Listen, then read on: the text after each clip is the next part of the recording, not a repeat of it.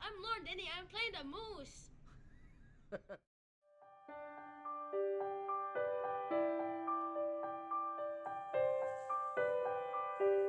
In times long ago, Tiam thrived in Unama'ki, much like we do today. But this was not always the case. What happened? Well, let me tell you our story.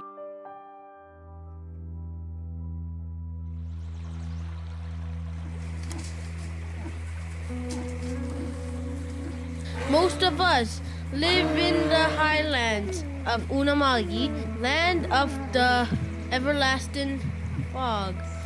We spend lazy summer days near our favorite lakes, streams, and marshes. Believe it or not, we're great swimmers, and if we want, we can dive really deep to feed in lilies and other water plants. In cold winter months, food is harder to find, but we survive on tree shoots, and if we're really hungry, we eat bark. Some favorites of mine are maple, birch, mountain ash, and balsam fir. Delicious. You might have guessed by now, we are herbivores. That means we eat plants and we can eat up to 21 kilograms a day. Tiam are the most active in the fall, especially bulls. This is when our antlers are fully grown and have hardened. We are very proud of our antlers. Repair is different. They can grow as wide as 1.5 meters and weigh up to 18 kilograms.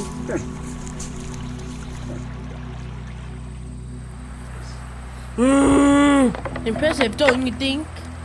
We rub off all the soft, velvety skin that help them grow to look our best for the rot our maiden season. We get together and use our antlers in fights for territory and maiden rights.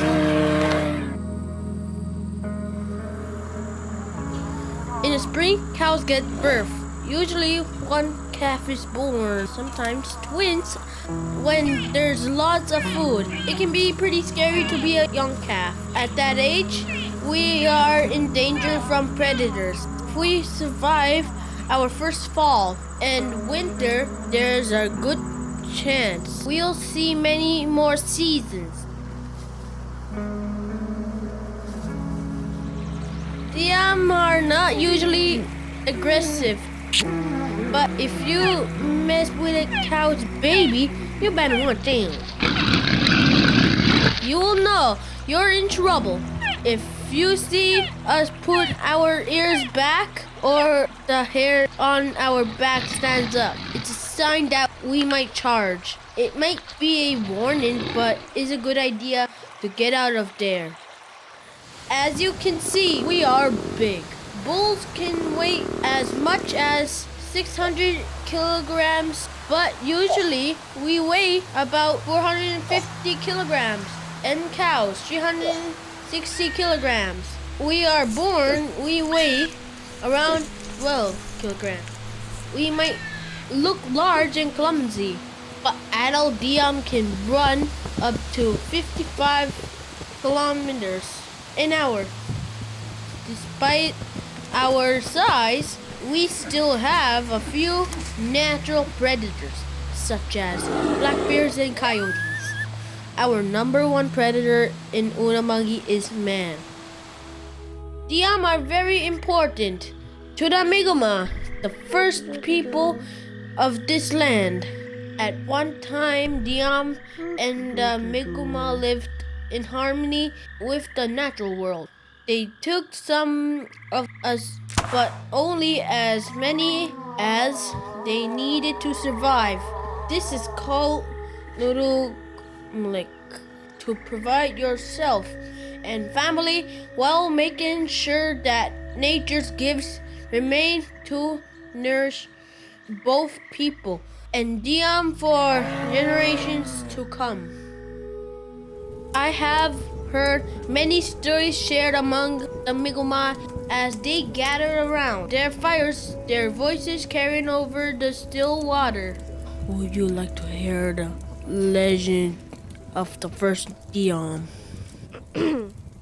As was tradition, the Mi'kmaq moved their summer camps inland for the cold weather. It was a good season, harvesting seafood, berries, medicine, and the like. The families thanked the Creator for such bounty.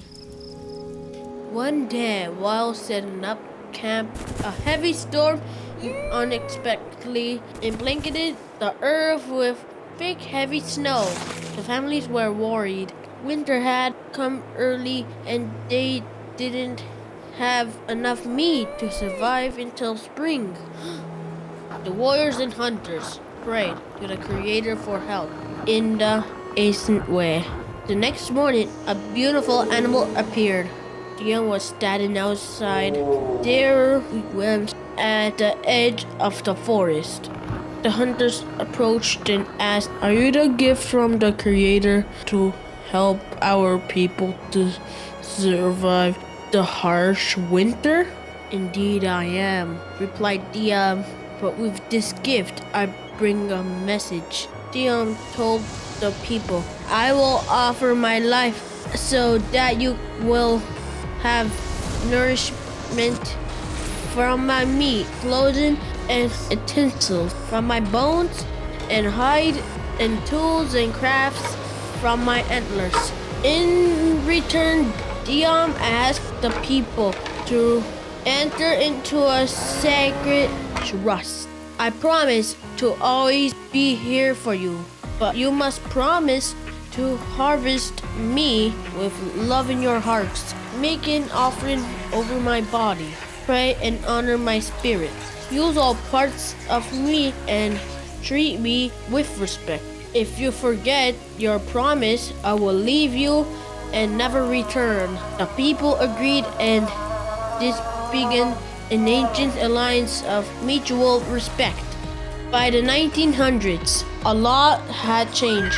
Sadly, the promise was forgotten and the Tiam almost disappeared from Unama'ki.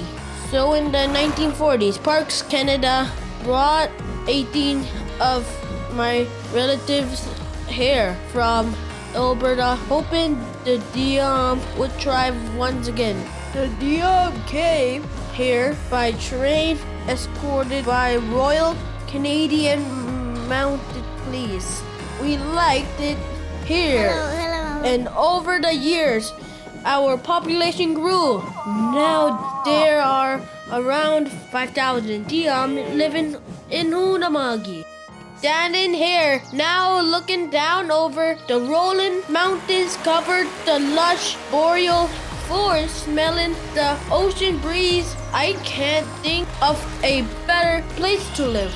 We live in relative peace, free from the threat of wolves, winter ticks, and brainworms that are a nuisance to our relatives elsewhere. Every fall, the Mi'kmaq and their friends gather for the feast. The air is filled with laughter and stories. Mostly they talk about us and how they are working together to bring back the practice of Nedugulimk. Once again, there was hope that Tiam will be here for generations to come. How our story ends is up to you.